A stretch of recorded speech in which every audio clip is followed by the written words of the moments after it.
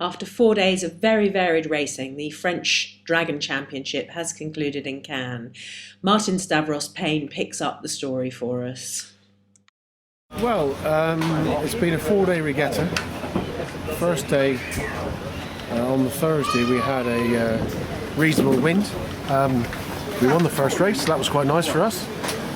Second race was a similar wind, dropping slightly, and Gavia got the jump on the fleet, and she won that one nicely. There was a nasty collision with Jean-Pierre Gales and another boat, which put him in hospital, which is a bit unfortunate. But 54 boats entered, so I think all the rest managed to get round. Friday, did we get any races in Friday? No, we didn't, did we? It was the windy day, Friday. Friday was Mistral or something. And then we raced again yesterday. We got 2 races in. Again, consistent was Russia 27 and Louis Hervois. And it came down to a 3-way fight between Russia 27, Gavia and Louis. And today, Gavia finished second, but Louis won the race. So Louis is the champion, Gavia is second, Russia 27 has ended up third. We've tied with Ivan Bradbury on fourth, and I think Mark Dicker, young Mark, sailing his dad's boat, is in sixth place. So it's ended up pretty good for the Brits, and a good win for Louis, and well done Gavia. And in terms of the race management and how the weekend's been run, how do you feel it went? Yeah, I think Cannes is always tricky, we know that. It's you've either got no wind here or too much. But it's ironic that now we're sat here and it's probably been the best blow of the weekend. But the race officer's done well. I think sometimes they could use the black flag earlier. I know people don't like to see it on the first start, but I think when you're in a very narrow window for the wind and time is not on your side and you have a big fleet, a black flag start on the first start is a must, because then you get the fleet away and you can get more races in. We're wasting at least 30 minutes each time by having a general recall, and then by the time they reposition the line, blah blah. And a race officer, if the black flag start is going wrong, he can always postpone with about a minute to go, and then nobody actually gets blackboarded. You know, he can just say, oh well, the pin was in the wrong place, or there was a wind shift. So it's that's one thing they ought to think about. But generally, the craning out, craning in is very good here. Like I said, we're all very sad about Jean-Pierre Gales. He's going to be out of action for the rest of the season, I expect. But it's a good turnout.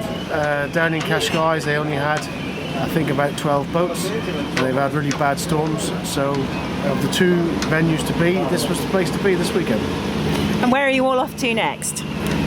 Some of us are going down to Cascais for the second regatta down there, which is the Juan Carlos Trophy. A lot of the Russian boats have 2 boats now, so they keep one down there and one here. But the majority of this fleet are all going to go to San Remo in a month's time. Picking up on some of Stav's comments there, we spoke to Gavia Wilkinson-Cox about that difficult final day and the problems with the start procedures. So going into the last day's racing, there's really everything to sail for, and we just felt we needed to sail our own race. And in the first race, it ended up with a battle of 4 of us down to the finishing line, which was Uli Libor, another regular competitor I sail against, sailing in his new Pettigrew under Swiss sail numbers.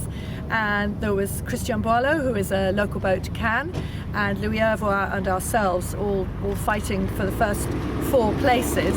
And we were coming in 4th, in fact, until the turning around the leeward mark and going to the finishing line, and we managed to extrapolate 3rd.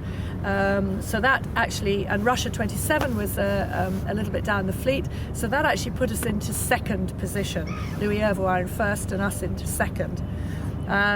The race officer started the next race of the day, and we were in an excellent position. We had our adversaries of Louis and Russia 27 well behind us, and we were on the first beat, and it was all looking fairly rosy until the wind coughed completely and the race got abandoned. And we were up at the front with Uli Libor, and again with Ivan Bradbury, who was ahead of us at that stage. But that race was abandoned.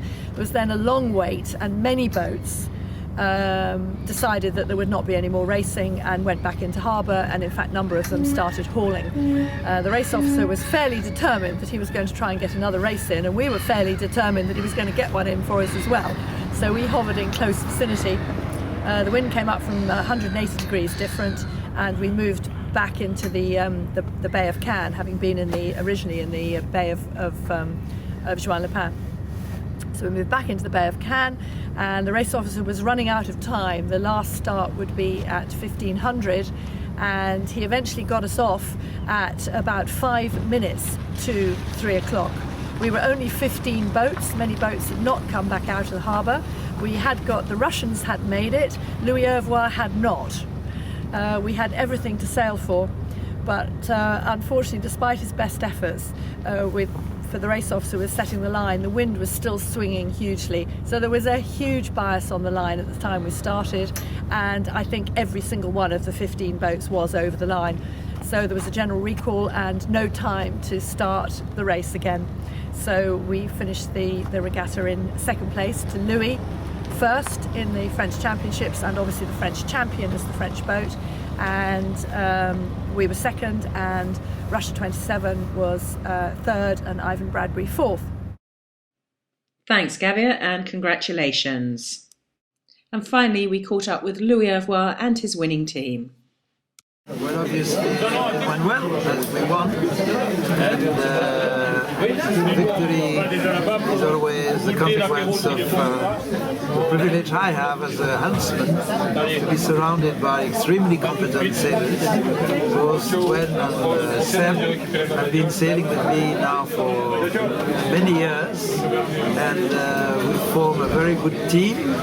We can collaborate very effectively. And although we come from the Atlantic, they have been sailing here in the Mediterranean, which is much more difficult to predict, much more uncertain in terms of weather patterns, but they have adapted quite well. So as a result, we do well even here.